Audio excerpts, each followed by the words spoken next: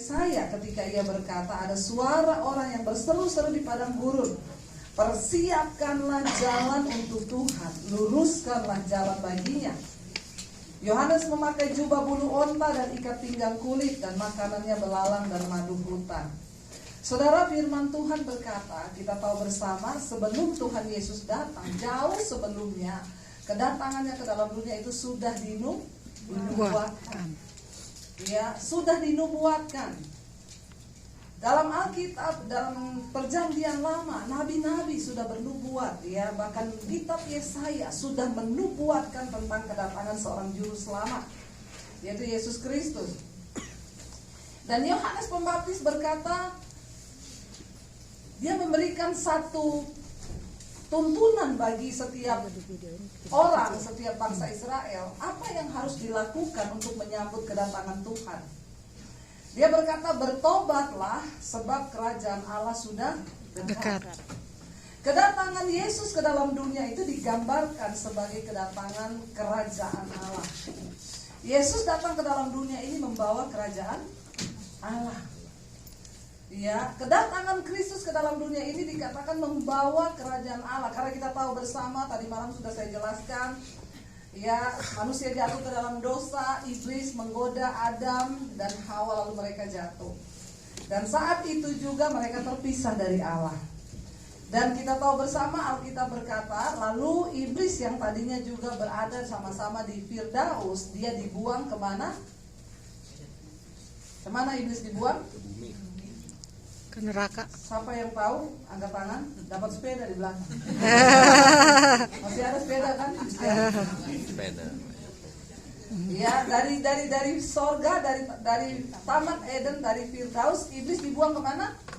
Ke bumi. Ya, waktu itu bumi masih kosong. Jadi yang pertama menempati dunia ini adalah Iblis. setan. Lalu manusia berdosa, manusia juga dibuang ke Bumi.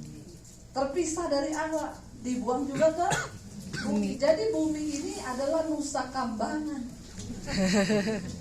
Kita sama setan sama-sama dibuang di sini. Iya Pak ya? Iya. Tapi setan lebih dulu.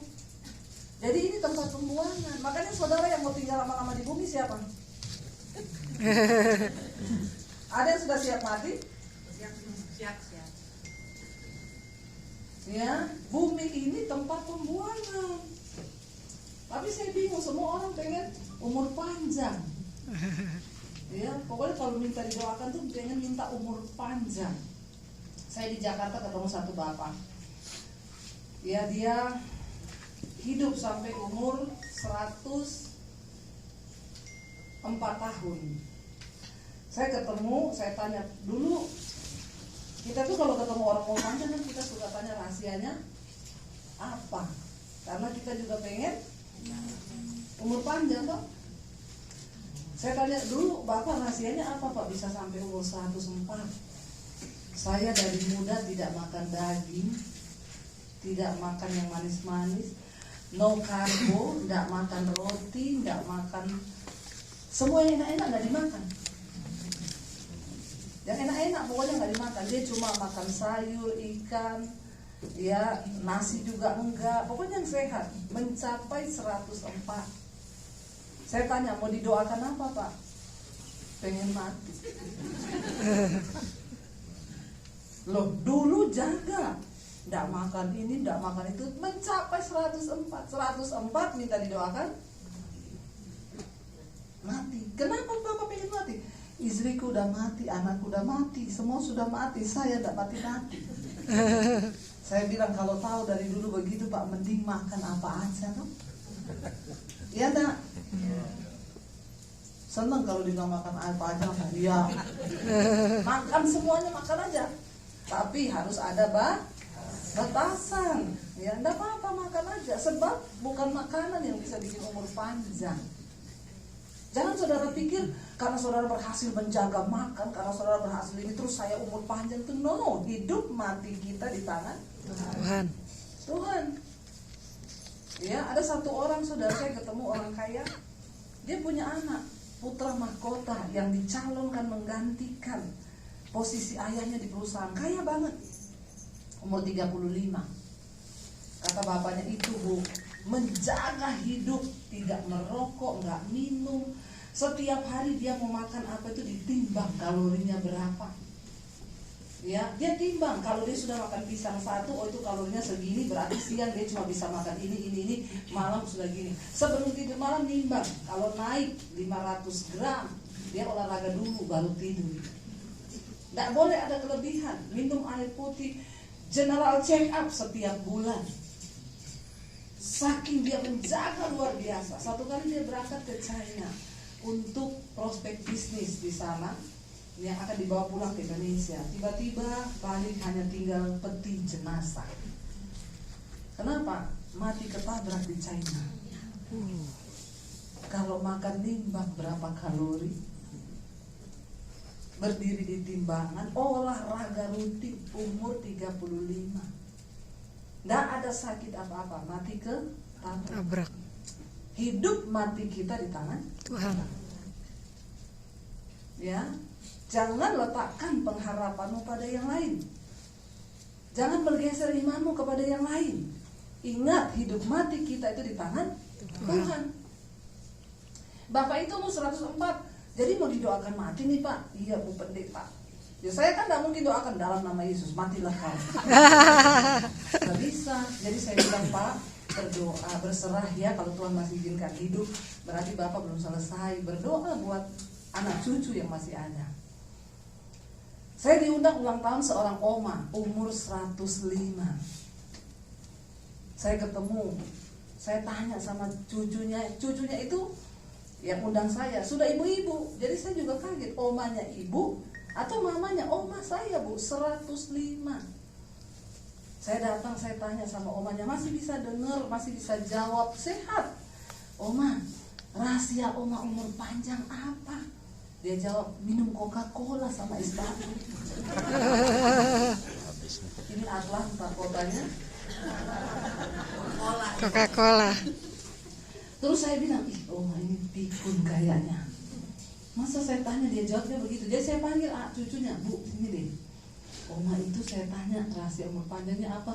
Dia jawab, minum Coca-Cola sama es batu. Cucunya bilang, bener Bu, bener. Dari muda, setiap kali habis makan, minumnya Coca-Cola sama es batu. Ibu nggak lihat itu di depannya ada Coca-Cola 2 liter sama es batu. Terus saya tanya, dia diet atau apa, minum apa? Enggak, semua dimakan Bu. Semua dimakan plus Coca-Cola sama es batu. 5. Mau 105? Minum Coca-Cola. Ya, jadi dari dua ini saya menemukan kan, yang ini jaga setengah mati 104, yang ini makan semuanya plus Coca-Cola sama es batu 105. Saya pikir waktu itu ini pasti ulang tahun oma yang terakhir. Jadi saya juga sampaikan firman tentang kematian supaya oma mempersiapkan diri. Ternyata masih sampai 106, 107 masih ulang tahun. Dia meninggal 107 lebih. Rahasianya makan segalanya plus Coca-Cola dan es. Luar biasa ya. Sama saya tanya, oma mau didoakan apa ini? Oma ulang tahun. Doakan biar mati Bu Pendeta. Kenapa oma pengen mati? Hidup saya sudah tidak berarti, bikin susah anak sama cucu. Masih lancar loh omongannya. Jadi dari sini kita juga tahu bahwa hidup mati itu di tangan Tuhan. Ya, tadi ini saya ngomong apa kok sampai ke sini ya? Ya saudara, kerajaan Allah itu ya, Yesus datang diumpamakan sebagai kerajaan Allah yang turun ke bumi. Bumi ini tempat pembuangan. Ya makanya ya kita dikatakan Alkitab di sini itu kita hanya perantau. Ada satu tanah kekekalan yang sedang kita tuju. Tapi banyak orang pusing, stres di dunia hanya karena kehidupan di dunia ini dia pusing, dia stres. Padahal Alkitab bilang, pikirkanlah perkara-perkara yang di atas, bukan yang di. Tapi jujur, setiap hari yang kita pikir atas atau bawah? Betul. Manusia itu lebih pikiran di bawah, terus khawatir, takut, dia tertekan bagaimana hidup, aduh masa depan, tahun depan bagaimana, dan dia melupakan Tuhan yang menciptakannya. Dan kita lupa apa sih tujuan Tuhan menciptakan hidup saya ini di dunia ini? Saya ini mau ngapain, mau kemana? Kalau saya mati satu saat nanti, apa yang akan saya pertanggungjawabkan? Apakah jumlah depositmu yang akan kau bawa di hadapan Tuhan? Enggak. Tapi hidup yang berkenan. Mari kita pikirkan perkara-perkara yang di atas, kekudusan, hidup kekal, kemuliaan, kematian yang satu saat akan kita alami. Kalau saya bicara kematian, jangan melirik sama yang rambut putih. Ya, kayaknya yang muda-muda melirik yang rambut putih dalam hatinya, dia duluan. Ya, jangan sombong karena engkau muda. Karena kematian itu bukan karena tua, bukan tua menjadi syarat orang mati. Jangan sombong kalau engkau merasa engkau sehat, karena bukan orang sakit yang duluan mati. Tapi kematian itu ada di tangan Tuhan. Ya saudara, manusia hidup di dalam dosa dibuang ke bumi. Makanya kita ini hidup di dalam tekanan, penderitaan. Tuhan melihat manusia begitu semakin bejat di dunia. Ya, semakin berdosa, dikirim nabi, dikirim dibunuh. Tuhan berbicara untuk menyatakan keselamatan, diberi hukum agar mereka bertobat mengikuti jalan Tuhan. Nggak dilakukan. Semakin bejat. Sampai akhirnya tidak ada lagi sesuatu yang bisa menyelamatkan manusia itu kecuali dengan darah. Karena zaman dulu kita tahu ya, pengampunan dosa itu harus dengan darah. Makanya bangsa Israel disuruh mempersembahkan kambing dan domba. Ketika mereka bikin dosa harus disembelih. Darah yang tertumpah di atas pelataran Tuhan itu yang akan mengampuni dosa.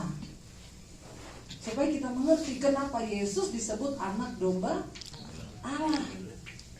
Banyak yang tidak mengerti, ini orang Kristen. Dari zaman perjanjian lama harus ada kurban darah yang disembelih untuk pengampunan dosa bangsa Israel. Coba kalau sampai hari ini kita masih hidup dalam perjanjian lama, saya nggak tahu, pasti tidak cukup kambing domba di atas bumi ini untuk membasuh darah manusia. Benar apa benar? Benar. Setiap kali bikin dosa harus potong kambing, potong domba yang tidak bercacat lagi, lembu, sapi.